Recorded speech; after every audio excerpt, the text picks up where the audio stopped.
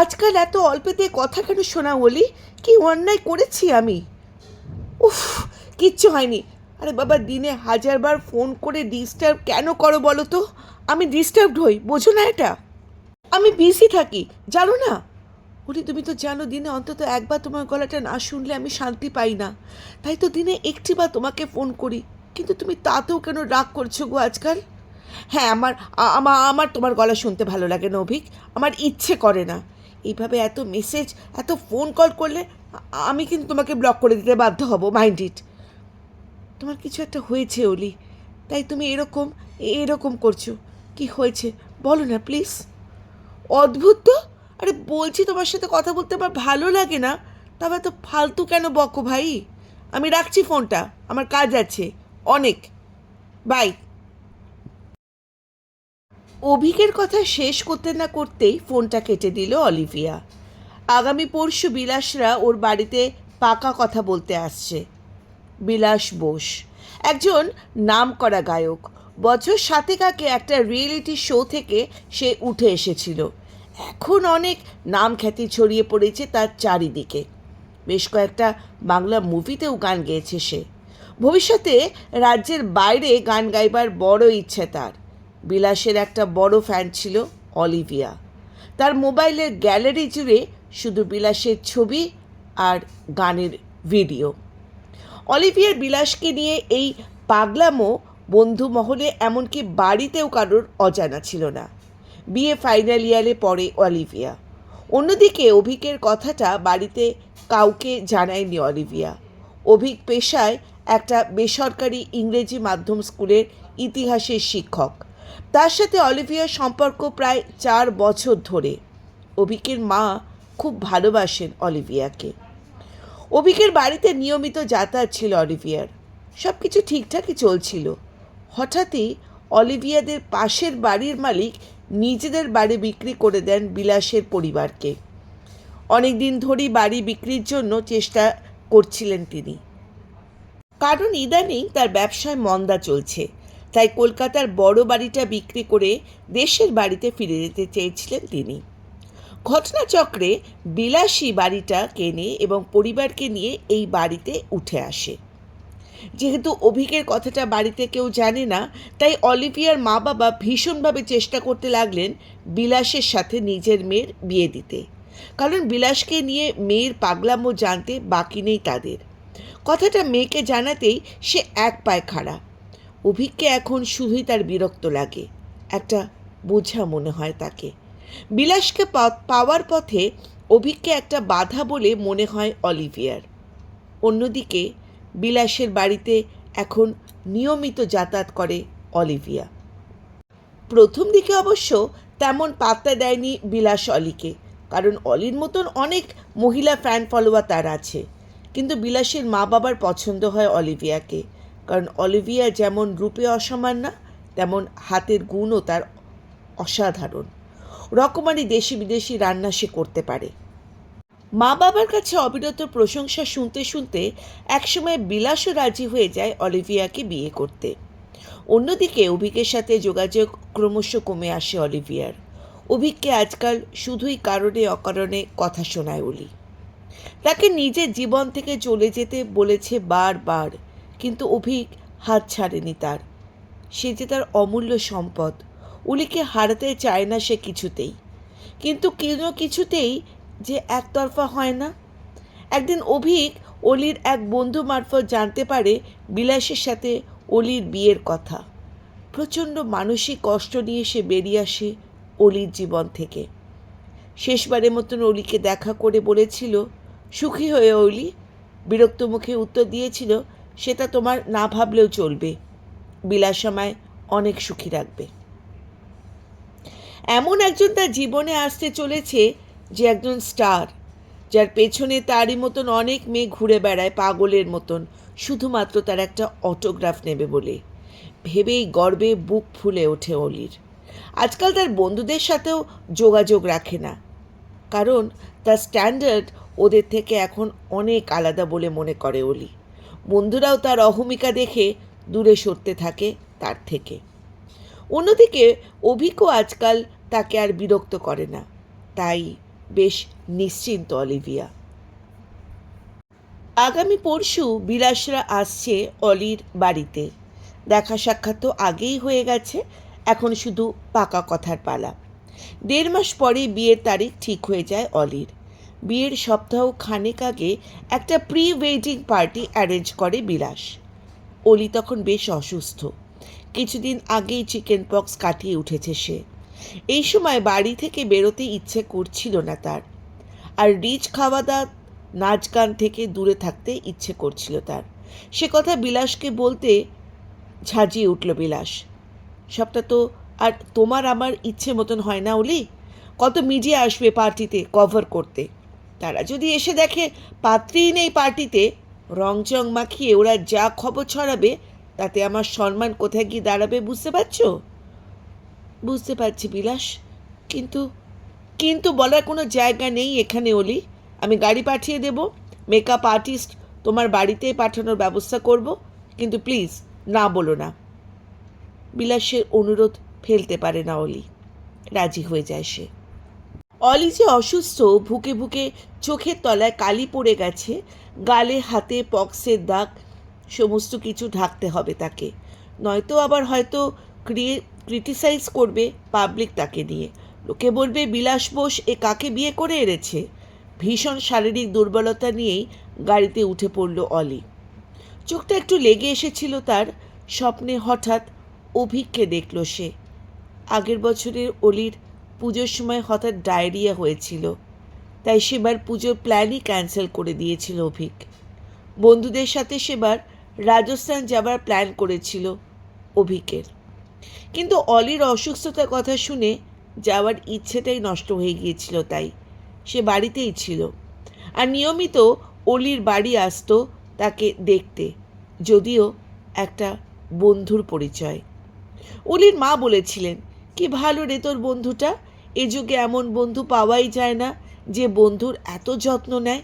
ওকে কোনোদিন দূরে সরিয়ে রাখিস না কেন? হঠাৎই ঘুম ভেঙে গেল অলির।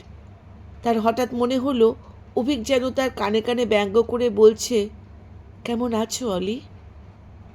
বিলাস খেয়াল রাখছে তো ঠিকঠাক? অলি জবাব দিতে যাবে, এমন সময় দেখলো বিলাস দাঁড়িয়ে আছে গাড়ির সামনে। ক্লাবে পৌঁছে গেছে তার গাড়িটা। ভালোভাবে হাঁটার ক্ষমতাই ছিল না অলির, কিন্তু বিলাস বিরক্ত হবে ভেবে ওর সাথে খুব কষ্ট করে ডান্স করতে লাগলো। তার শরীরের প্রতি বিলাসের যেন কোনো খেয়ালই নেই। সে ব্যস্ত নিউজ চ্যানেলের রিপোর্টারদের নানা প্রশ্নের উত্তর দিতে, আমন্ত্রিতদের সাথে গল্প আর আড্ডা দিতে। অলির হঠাৎ যেন মাথাটা ঘুরে উঠল। সে একটা সোফায় গিয়ে বসে পড়ল। হঠাৎই বিলাস এলো অলির কাছে। দেখো অলি, আমি বুঝতে পারছি তুমি অসুস্থ, কিন্তু আমি নিরুপায়। আজকের ডেটটা আমি বহুদিন আগে থেকে ঠিক করে রেখেছি। তুমি তো তখন অসুস্থ ছিলে না, সো প্লিজ আজকের দিনটা কষ্ট করে একটু ম্যানেজ করে নাও। ঠিক আছে বিলাস, করুণ সুরে বলল অলি। এরপর এগিয়ে এলো বিয়ের দিন। এখন বেশ কিছুটা সুস্থ আছে অলি। ধুমধাম করে একটা 5 স্টার হোটেলে বিয়ে সম্পন্ন হলো দুজনের। অভিক আর বিলাসের পার্থক্যটা বিয়ের আগেই অল্প অল্প বুঝতে পারলেও এখন বিয়ের পর আরও বেশি করে বুঝতে পারছে অলি। একজন তাকে মনমরা দেখলেই সব কাজ ফেলে ছুটে আসতো তার মনের কথা শুনতে, আর অপরজন কাছে ডাকলেও শোনার ব্যস্ততা আর নানা অজুহাত। দিন দিন একাকিত্বের অন্ধকারে ডুবে যাচ্ছে অলি। আজ কাছের বান্ধবীরাও নেই যে তার সুখে দুঃখে দুটো কথা শুনবে। তাদের যে অলি অহংকারের বশে দূরে সরিয়ে রেখেছে একসময়। বাপের বাড়ি কাছে হলেও বেশি বাপের বাড়ি যায় না সে, কারণ সেটা নিয়েও গুজব ছড়াতে পারে চারিদিকে। আর যদি কোনোভাবে খারাপ কোনো গুজব রটে, বিলাস অলিকেই দায়ী করবে। একসময় ঝোঁকের মাথায় সে সিদ্ধান্ত নিয়েছিল অলি, আজ সেই সিদ্ধান্তই উঠতে বসতে তাকে যেন ব্যঙ্গ করে। আয়নার অবয়বটাও যেন মুচকি হাসে তাকে দেখে, বলে, কিরে, নাম যশের জন্য যেটা করলি তাতে স্বাভাবিক জীবন ব্যাহৃত হচ্ছে বুঝি? আসলে বাইরের জাঁকজমকটাই যে সব নয়, সেটা যত দিন গড়াচ্ছে ততটাই টের পাচ্ছে অলি। এক নামী গায়কের স্ত্রী সে, তাই যখন তখন যেখানে খুশি ইচ্ছে যাওয়া, রাস্তার পাশে এসেই ফুচকা ঘুগনি খাওয়া, এমনকি কম দামি রেস্টুরেন্টে যাওয়া সব কিছুই ঘুচেছে তার। পছন্দসই না হলেও বিদেশি খাবারই খেতে হয় তাকে বড় রেস্তোরাঁয় গিয়ে। সে ভীষণ মিস করে বিয়ের আগে ওই মুক্ত জীবনটাকে, যেখানে রাস্তায় দাঁড়িয়ে আড্ডা দিতে কেউ তাকে মশকরা করতো না।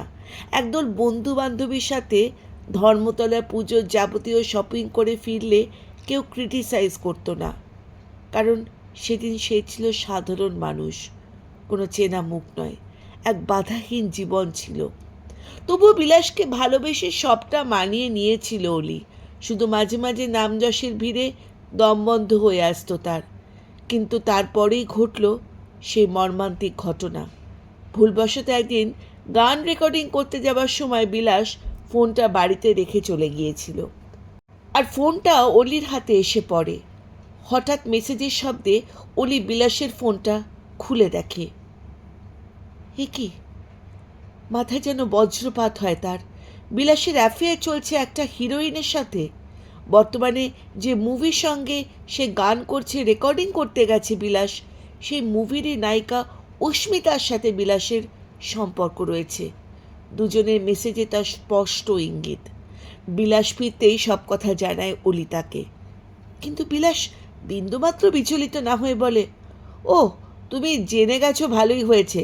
আমাকে আর কষ্ট করে ব্যাপারটা জানাতে হলো না তাহলে। শোনো, আমি না তোমাকে ডিভোর্স দিয়ে দিতে চাই। ভয় নেই, ভয় নেই, খোরপোশ পাবে সারা জীবন। বিলাস, এসব কি বলছো? আমি তোমার স্ত্রী। হ্যাঁ, সে তো আজ স্ত্রী, কাল ডিভোর্স দিয়ে দিলে, অস্মিতাকে বিয়ে করলে, তখন ও আমার স্ত্রী হবে। এটাই তো স্বাভাবিক নয়, তাই নাই কি? বিলাস, এসব কি বলছো তুমি? কেঁদে ওঠে অলি। তুমি আমায় কোনোদিনই ভালোবাসোনি, তাই না? প্লিজ অলি, এসব বোকা বোকা কথা বলো না। অস্মিতার সাথে কোনো দিক দিয়ে তোমার তুলনা হয় না। আর ওসব 2 টাকার আবেগ দিয়ে সিনেমায় চলে, জীবন চলে না। ক্লিয়ার? শেষ লাইনটা বুকে গিয়ে লাগলো অলির। এই একই কথাই তো সে অভিককেও বলেছিল যেদিন বিলাসের সাথে তার বিয়ে ঠিক হয়েছিল। অভিক কান্না ভরা চোখে তাকে আটকেছিল। সেদিন অলি বলেছিল 2 টাকার আবেগ দিয়ে জীবন চলে না। ডিভোর্সটা হয়ে গেল শেষ পর্যন্ত। বিলাস মিডিয়ার কাছে সাক্ষাৎকারে বলেছে যে অলির ইচ্ছাতেই ডিভোর্সটা হয়েছে, কারণ বিয়ের পরও অলি নিজের প্রাক্তন প্রেমিককে ভুলতে পারেনি।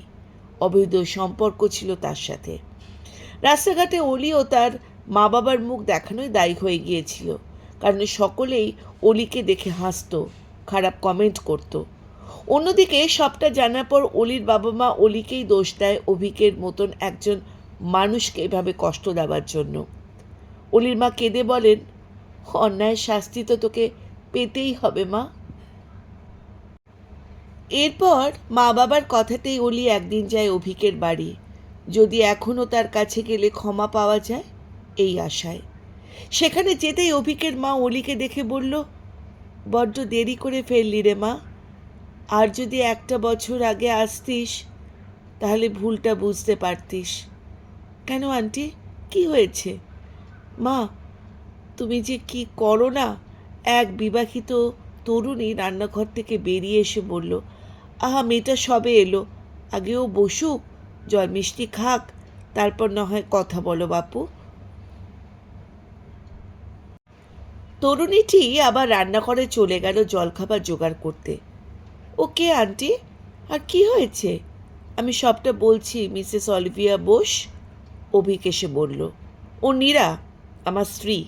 আর হঠাৎ এই অধমের বাড়িতে আপনার পায়ের ধুলো পড়ল যে?